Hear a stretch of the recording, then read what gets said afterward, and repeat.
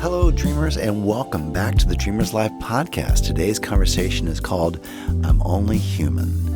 And I think it's a conversation you're really going to enjoy. And we're so thrilled to be here with you. So let's get started.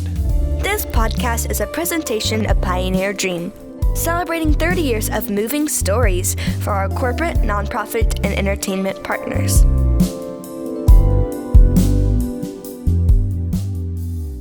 Hello, fellow dreamers, and welcome back to the DreamersLIVE podcast. We're so thrilled you're here, as always, in the center of the known universe, the Pioneer Dream Loft in Bartlesville, Oklahoma. I am joined, no surprise, by Anjanette, my cohort. How are you, Anjanette? Hello, I'm doing just fine. I'm doing better than you are. Yes, you are. You have the cold from hell. I am infirmed. Yes, we had a pretty amazing week. Last week we had three Dreamers events in 7 days, and it was fantastic. But then on the 8th day arrived this cold, and I have been living with it ever since. And I know. And I know there are jokes about man colds and all that kind of stuff. Yeah, but you guys get the man flu. I think this one is the real thing, though. Well, I thought you were just being kind of a big baby the first day, a little bit. But then as it's gone, as it's progressed, you have my sincere sympathies. Well, I mean, I have almost died several times from That's true. And a lot of, honey, I'm so sorry. You're sick. Don't breathe on me is how that's been going.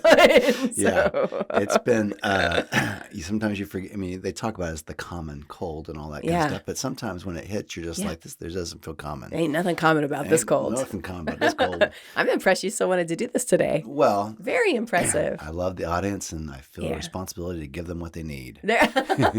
What would they do without these podcasts? Exactly right. Life-changing moments for sure. We did have a pretty extraordinary week last week with 3 different Dreamers events over 7 days. One in Austin. Yeah, one, a great time. We came back to the Ville and did one at Cooper & Mill Brewer Company, which was fantastic. Great group, a lot of new people, a lot of regulars. That was really cool. Yeah, so we've kind of changed some stuff up in the way we do those events and ticketing and all that kind of stuff, and just really opened it all up. Yeah, just come if you can. Which is really great, but it's also a little difficult because you don't really know from event to event who's going to show up. Yeah. It's like when we did tickets, you're like, oh, okay, well, we're on schedule to have this many people. We got this many, and now you don't know if it'll be 5 or 50, and it's like, okay, well, we'll just see what happens. But somehow it always works out.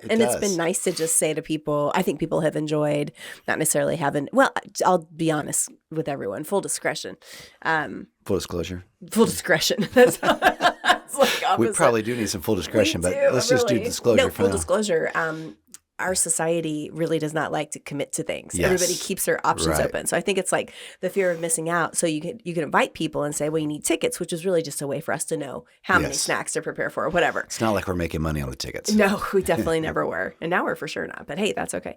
But yeah, it's hard to pin people down. So it's been nice to just say, hey, come if you can. We invite people, we print out tickets, and that way they have like sort of like a reminder. Yeah. And really, it's ended up being about the same amount of people, and then we don't feel the pressure to nail it down, and people don't want to be nailed down, so it works out pretty well. Yeah, it's nice, and we love it. It is funny not to know, but we ended up having a really great crowd on Friday night, and then speaking of which, if you weren't there on Friday night and you missed out on that, but you'd like to know kind of what happened, the podcast we did just before this episode. Called Don't Despair is a little bit about what we talked about that night. It's pretty deep, and we don't normally do stuff quite so It was very honest conversation. It was very honest, and it was the right time to have that conversation. Sure. And especially in the, with the live format, you get immediate response. Like I'll hear from you and I will hear from people after the podcast, a week down the road. Sure, and someone will say, I listened to that and that was really great. And thank you for, all that kind of stuff. And you guys are my heroes. And I don't know stop. I don't think that's happening. Maybe for you. But on the DreamersLIVE events, you get kind of immediate feedback. Yeah. And there's a feeling in the room. It's like a live conversation, like the difference between recorded music and live music. There's definitely feedback, and people are affected by it. And then you get to talk with them about it after. So it's pretty cool. Yeah, and it ended up kind of opening up into a whole discussion thing that happened as well, and so that was really, really cool. So even though it was a little on the more robust, serious side, raw side, it was the timing was right. Yeah, and for people sure. work well. It was really good. And then we wrapped that up and packed everything up. And then where do we head next? We headed to this camp. I want to say it's Takatana. Tanakaka. It's Sorry, buffalo. Takakana. I just know it says buffalo in an Indian language. Yes, and, it was very cool. cool. Oh my gosh. You're kind of out by Stroud, so central Oklahoma. In between Tulsa and Oklahoma City. Yes, and you would never know it's there unless someone told you to go there. Right. And it's just, you go through this place called Kendrick, and it's a little town, or was a town. Right, used to be a town, and ghost something. town. And Turn then you're left. just traveling through there and some dirt roads and some red roads and stuff, and you're just thinking, why are we here? And if we're lost, we'll never find our way out of here. And finally, we kind of happened upon the place that we were supposed to be going to, and it was gorgeous. Yeah, all incredible. This tall grass and buffaloes and a lake and walking trails and all that kind of stuff.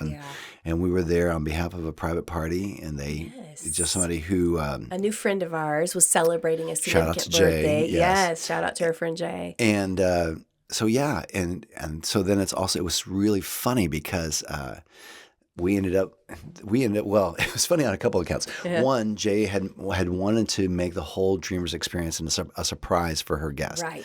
And I just thought this could really go south. They're there for a birthday event. Here's the speaker you didn't ask for. Yes, that's right. And so I just didn't know how it was going to go. And they'd already been out there for a day or so. And we showed up, and you actually played music, and it was really fantastic. And cocktail hours worth of music. And then we ended up knowing a lot of the people that were there, which we didn't know before we got out there. It was a really cool group. I mean, unlike when we do DreamersLIVE events, it's very eclectic. This was a specific group of friends that had been curated by this person, our new friend Jay. And they were all amazing people. It's like 20 or so, 20 or 30 girls. Like 30, and women. it was really neat. And they loved you. I did seem at first like you were going to have to do magic. Gosh, when I got done, I was like, and now Jay Webster. And here's the unsuspecting magician right here.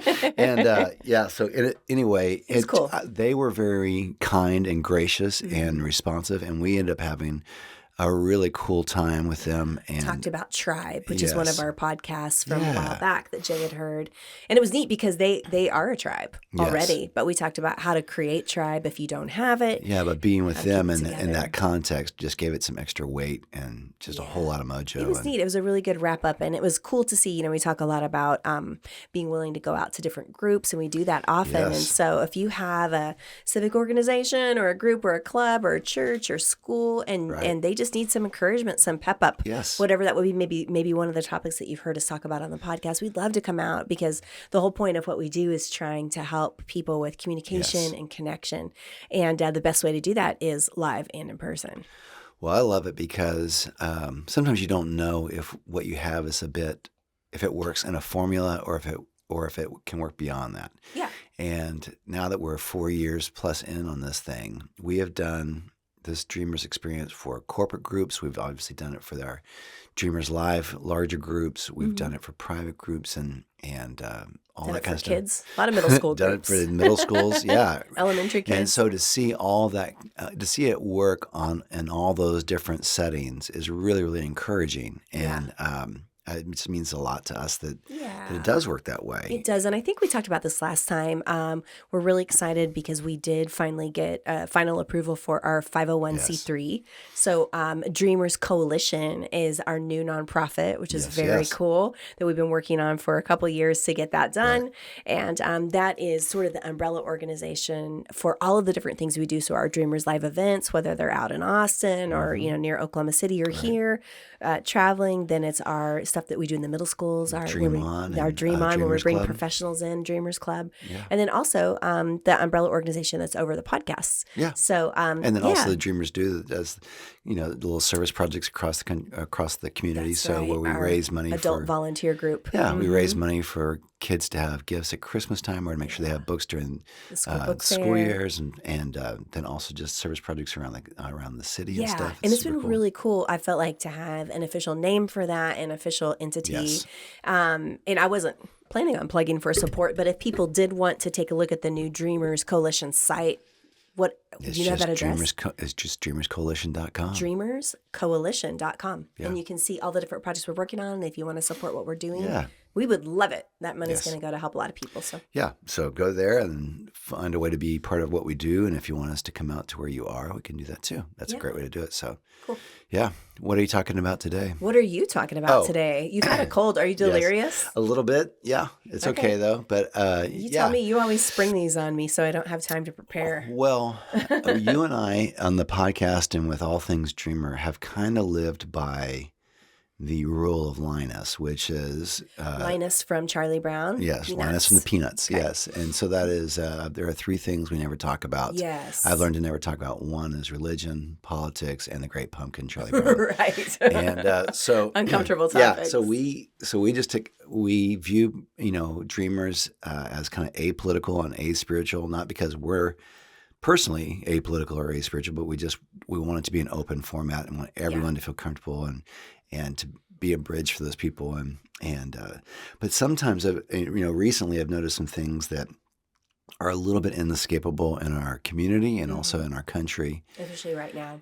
Yeah. And I feel like this is not a new thing, but it's really peaking right now where different parties and different people are really taking spirituality and faith and kind of manipulating that and putting a pressure on people to abide by a certain thing. Right.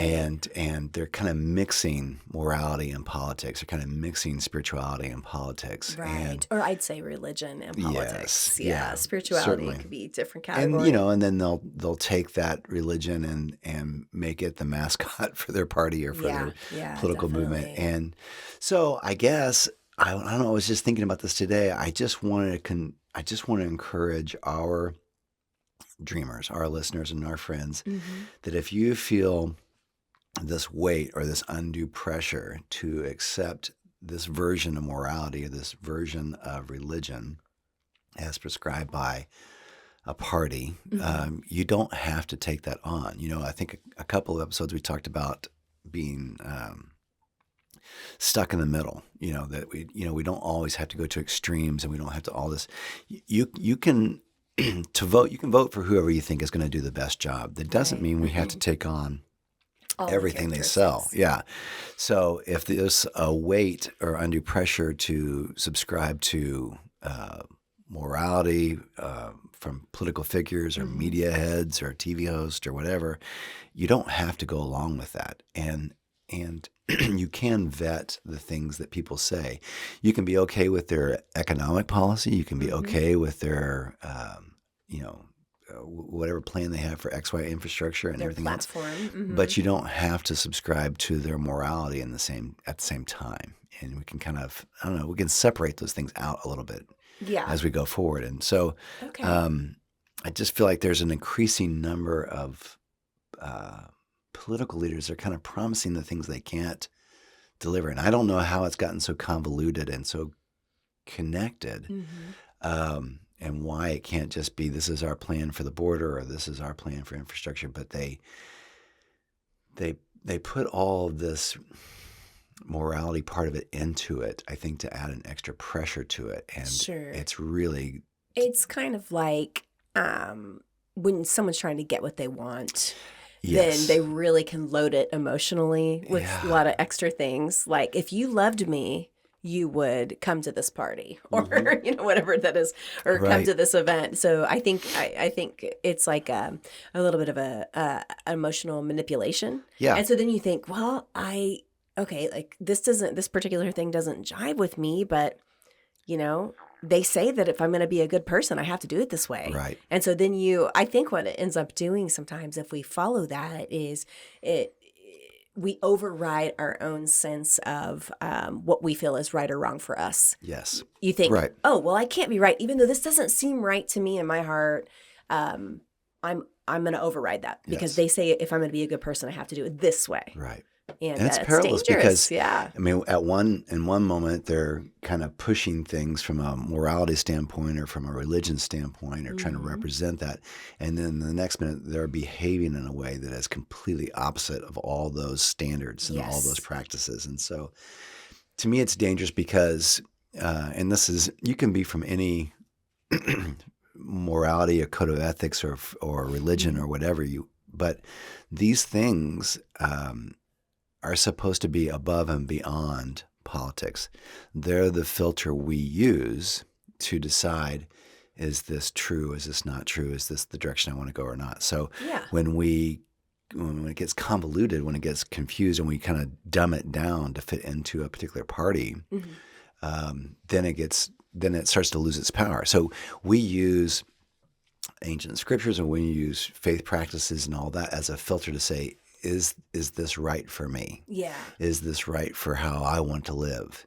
And so the moment someone dumbs that down and puts it into the thing you're supposed to be judging instead, then that's the moment things get really weird. And that's what we're seeing now. Yeah, but that's not anything new. No, but I think it's increasing more and more as we go through. Certainly, yeah, we've combined the church and political parties in the past, and it's always had a really bad outcome in the process. Yeah. So I guess that's the short of it, is that, we don't have, it's not one or the other. We don't have to push that into that spot and to go with that if we don't want to. Yeah. Do you think it's easier for people to maybe just in their mind to be like, so they maybe don't have to think or make their own decisions? They're like, well, I believe maybe this is something interesting. Like, we see those as something that should be separate, but maybe that's not for some people. Maybe it's easier to have a party line / religious line that you believe in. Right. And then those decisions are kind of just made for you. Well, it starts that way. And then I think it becomes something that can become manipulative. So manipulative. Yes. It's a tough word. Because I think it's something that you get into some things that are uncomfortable areas. Mm-hmm. And so you've got to deal with some things that are difficult or challenging or maybe a little bit ugly. And so then we can attach morality to it to make that pill easier to swallow. And so or to justify these things that we're getting ready to do that are really, really, really uncomfortable or unsightly or whatever it is. So yeah, I think, we start off with something that seems like a good idea. Hey, we should be the moral party, or we should introduce these morals into our governance, and we should do these things because that's what upstanding people do. And that's what good cultures do. But then it begins to leave that spot and become a thing that we use to manipulate other people into those actions. Mm-hmm. If you were really a moral person, if you were really upstanding, you would do X, Y, or Z. Yeah.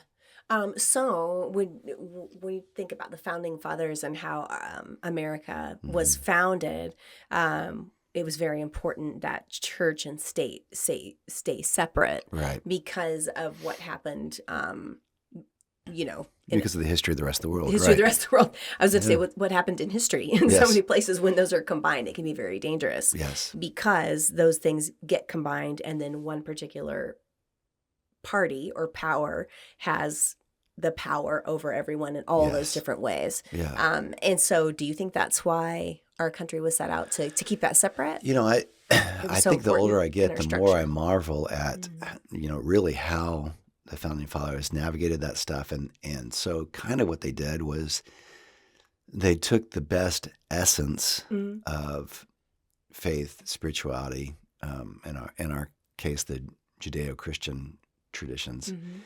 They took the very best of that by saying things like, all men are created equal. This is the platform that we should operate from, that all men are created equal, that everyone has this opportunity, that we should live by this code. And then that's where it stops. So in terms of prescribing a universal religion or something like that, or being heavy-handed about those things. Yeah. So they essentially took the freedom of spirituality and said, this is what we're starting from. All men, we should be able to do these things and shouldn't have to live under the heavy hand and all that kind of stuff. And then they said, so now that we're in that spot, let's get on with that. But anything else becomes the fingerprints of man. And so once you start saying these are our religious tones, that's the moment our hands get involved in it instead of a divine sense of that stuff. Yeah. And so, I think you can see it. I mean, I think they were well aware of the abuse of religious power as a tool to get political gain. And I think that's the thing we're seeing again now, which is so devastating. Yeah, I mean, that's basically how men have worked from the dawn of time. Yeah. We will intimidate you with all of these things, and you must agree, and here's how.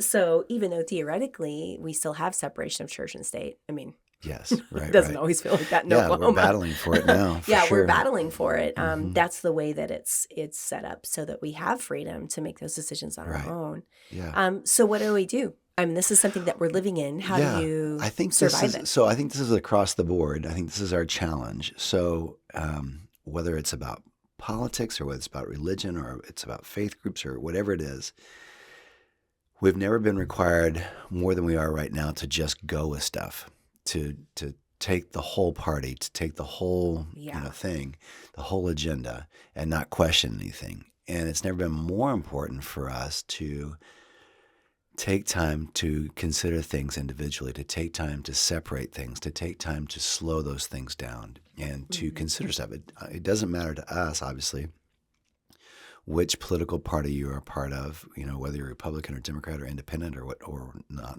affiliated.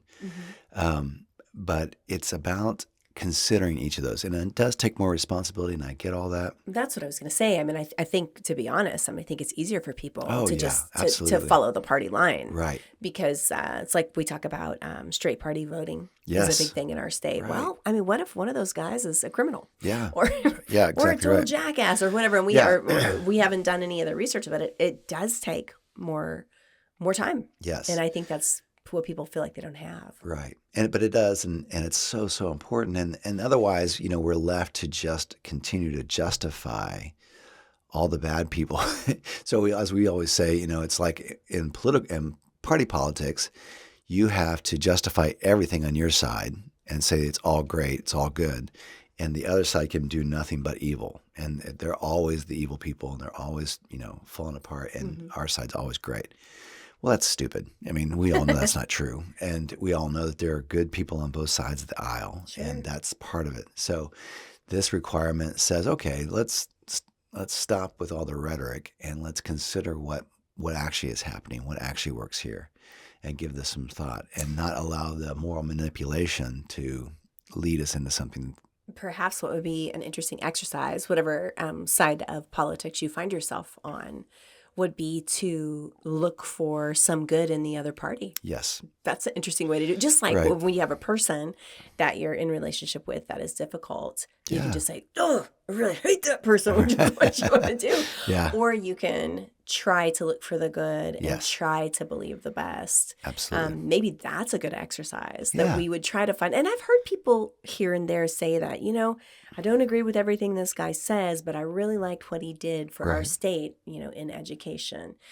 This one bill that he passed, or her. Or she. And in the same way that we can choose to not justify the bad behavior of people on our side or our party. So we can be honest in saying this is not a good person. These are not good policies. I don't have to justify what this person said. I don't have to be an apologist for them. That's not who I am.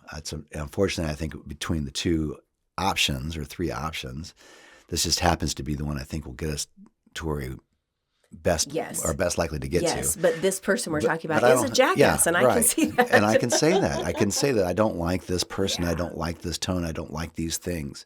And I think that gives us to a place of honesty. But getting red in the face and trying to defend something that's ugly, that's not helpful, Yeah, for sure. It's a season of that, and we are all working toward, I think, hoping we can find some ground in the middle. Yes. My dad always taught us growing up, which was one of the more valuable lessons he taught us, of lots of good things. My parents are great. Many of you know them. But he always taught us to believe the best about someone. Yeah. So it's really interesting because it's actually an exercise that you have to go through. Yes. So if, for instance, if there is somebody at work who is a total jackweed, as we say, that you're dealing with all the time, you can say, God, I really hate Trevor. Or, in your mind, sorry, that's our name. You say Carl, I say Trevor. Right. We don't even really know either. But we know an awesome Carl. So. Yeah. But anyway, you can say, why though is he acting like this? Right.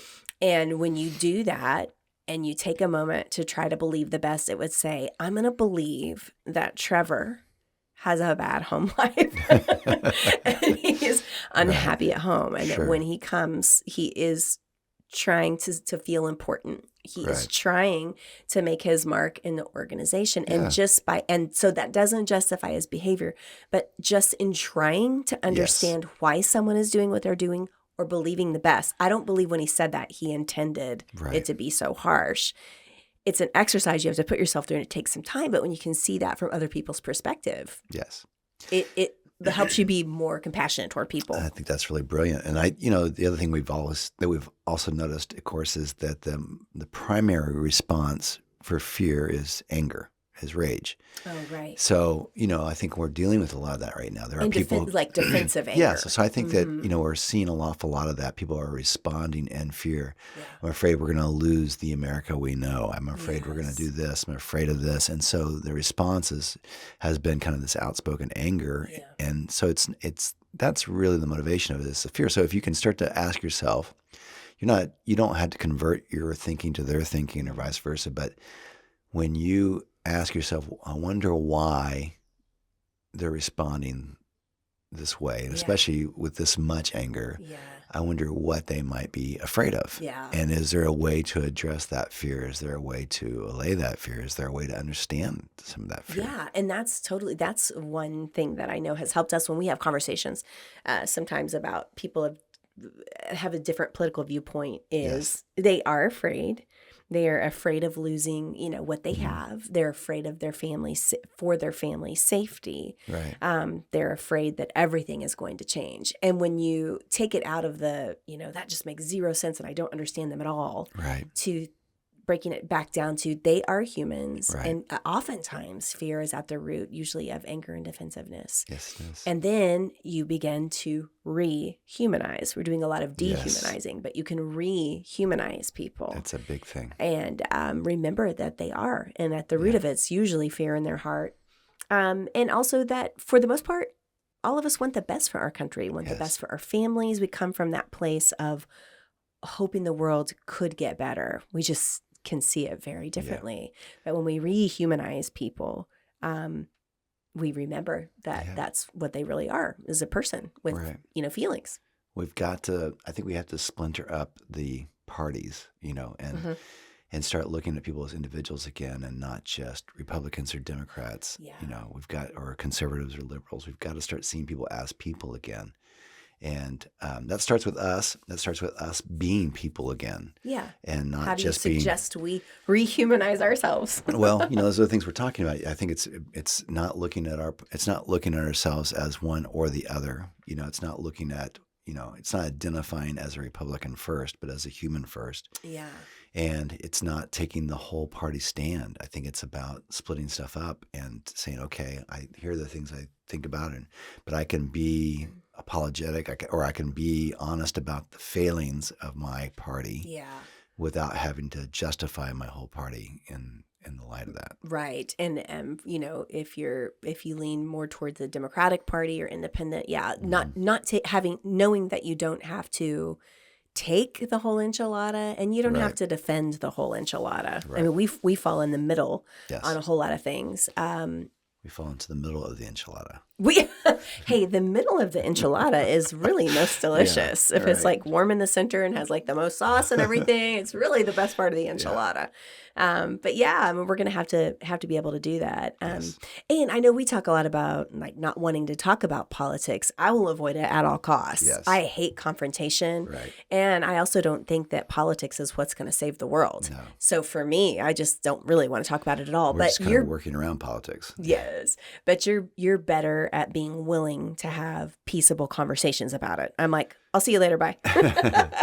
Well, I just want to find this common ground. And I do, there are very few people that I will ever have a political conversation with because I don't want to get into that. And I think the moment we make it about politics is the moment we lose. Mm-hmm. Like you say, it's really about being human. It's about finding that ground that we can connect on. Yeah. Other people are much more skilled at having political conversations than we are, but that's okay. This is our role, and our role is to us to make people human again, to find the places we can live together, to try and to get back to humanity and less to party and not take the marching orders that everybody is giving us right now. Yeah.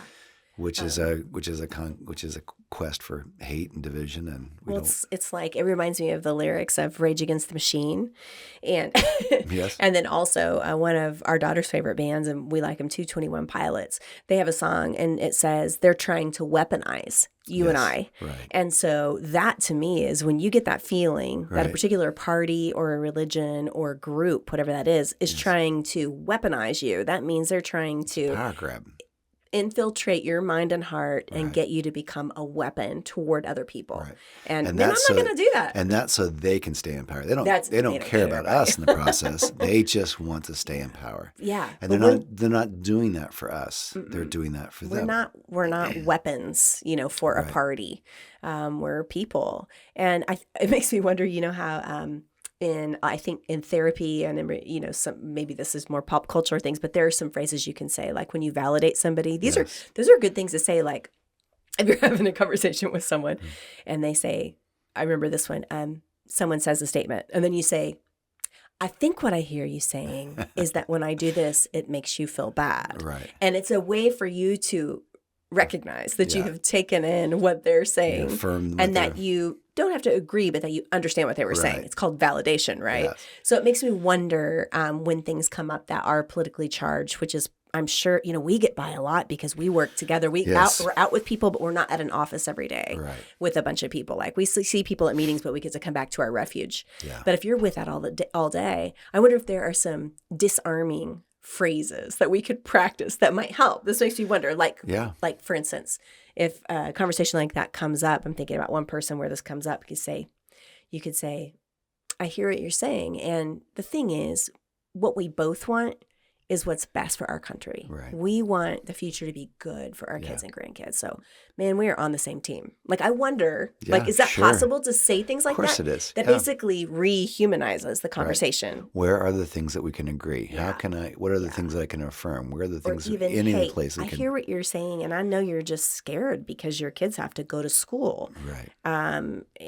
Here. And I feel the same way. Man, every day I get up and I pray for their safety. Those kind of things. So I think it's like, anytime we can pull it out of the realm of talking about the specifics of a political platform, right, and put it back into human terms, it is disarming. Yes. It's like, and you ever notice, like, and you're having a conversation like that, if somebody punches you and you don't punch them back, there's no fight. Right. And so I think that's it. Like, I'm not taking the bait here. Yes.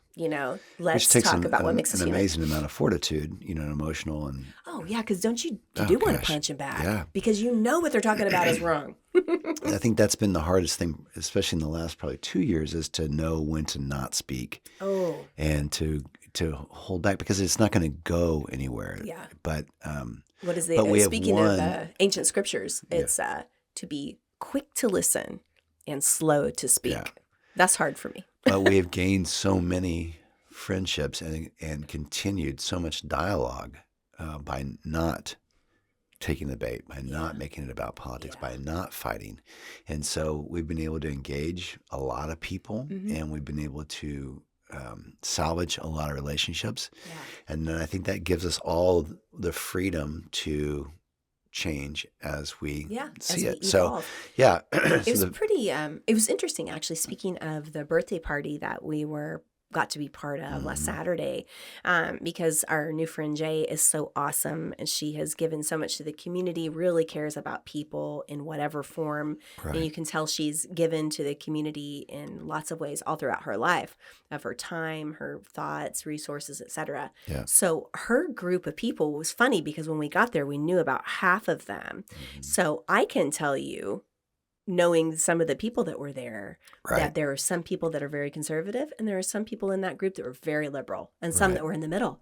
But did that even come up the entire time? No. Those people were having an amazing... Do you have a sneeze coming on? No. I saw you looking sorry. Looked like you were getting ready, like where you're trying to sneeze on the mic. But that's what was so interesting, was none of that came up. They were friends based on a love for the community on projects they done for the good of others. And so that bond was stronger, I'm sure, than what, and my guess is because there were different, political groups probably represented, et cetera, that's not what they talked about. Right. They were just having a great time together, just being human, Well, you and I have talked about different friendships we have, and I, I referenced this in a story, a podcast, several podcast episodes back. But the short of it was, we have a couple of friends, and they are night and day different from us politically, and probably theologically, and every other ology as well. All the ologies. And but they had invited us to be a part of an event, and it was kind of a charitable event, and it ended up being this amazing thing, and it was so moving. And I remember texting them, the next day and saying, hey, thank you for including us. And it meant so much to be a part of that. And I'm still thinking about it today, and this, that, and the other. And then they responded, I'm so lucky to call you friend. I'm so lucky that we are friends together. Yeah, and then I thought in that moment, I'm so glad I didn't let politics steal that relationship away from me. I'm so glad I didn't allow that separation, because yes, that would have been like scratching poison ivy at the time, to go off and say, and you don't, and this, that, and the other, and this thing, and this thing, and I would have felt justified in all the things I would have said. And all it would have done was sever the relationship. Absolutely. I mean, people are so much more than their ologies. Right. Exactly right. I mean, those are just extensions of the information that we all have at the time. They're based on our life experiences, what we've been through personally, et cetera. Right.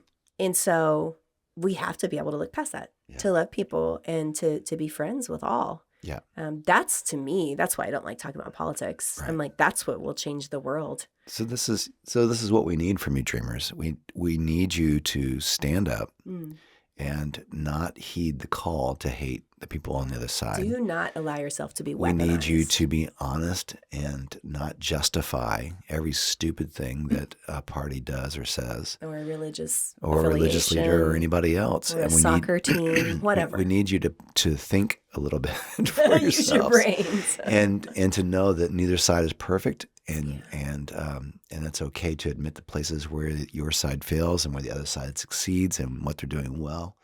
And we need you to be a human yourself and to recognize the humanity in other people. That's our only way to move forward. Yes. So the side thing, there's not going to be a time, there's not going to be a time where,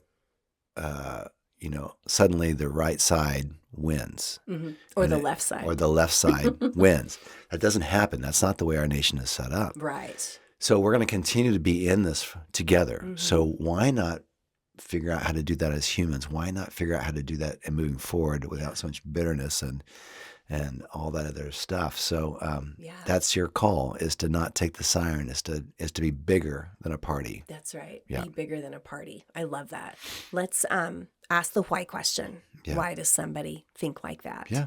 And look at their life circumstances, and that breeds compassion. Where's any place that we can find agreement? Where's any place that we can connect on? Because the more we are connected to each other, and the more comfortable people feel around us, the more likely we are to figure out if we are doing something wrong, if we're holding to something wrong, then we feel more comfortable making a change. But if we're in the foxhole, if we've been pushed into a corner, well, then we're just going to defend ourselves until we die. Yeah, exactly. But you and I view things radically different now than we did probably 20 years ago. But most of that's because we've had life experience. We had life experiences, and we felt the freedom to adjust as we were going on. Yeah. No one was putting us... And not to be embarrassed to say, I was wrong about that. Right. Now I've met people who are in that situation, and it's not like I thought, when I was 27 or 35 or whatever.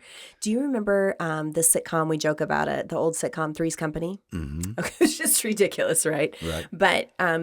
or The Love Boat. I'm thinking of like bad shows from the 80s, but they're kind of funny. When there's a situation where you have, there'll be like two girls, and they don't realize it, but there's a guy that's two-timing on them. Oh, right. And they're both, starting to realize, hey, your boyfriend works there. So does my boyfriend. Hey, wait a second. He drives a blue Cadillac. So does my boyfriend. So they start realizing hey, it's the same guy. Yeah. So initially they're against each other, right? It's like, why have you been treating me this way? What's happening? And then all of a sudden they realize that it's really not themselves that they're against each other. Right. The enemy is the guy that's been two-timing them. So that was a long way to get to that analogy, but that happens every episode of Three's Company. Right. But the point is, wouldn't it be cool? So here we have these political systems and people that are high up in power on both sides that are really, in a lot of ways, I think at their root, are out for themselves. Right. Wouldn't it be cool if we could see through that, not be weaponized, stand up and rehumanize each other and love each other enough that all of a sudden we thought, wait a second, it's not you that I'm mad at. It's this leader. It's the system. He's the one trying to divide us. He's the one she's the one that's two-timing us. Right. And that we would stay together. Yes. That we would believe in our friendship enough, like, Janet and Chrissy. Right. Against Trevor, who was two-timing, and that we would believe and trust each other in that friendship enough to say, wait a second, we're being taken. Yeah. And we're not going to do that. We're going to continue to be civil and love each other.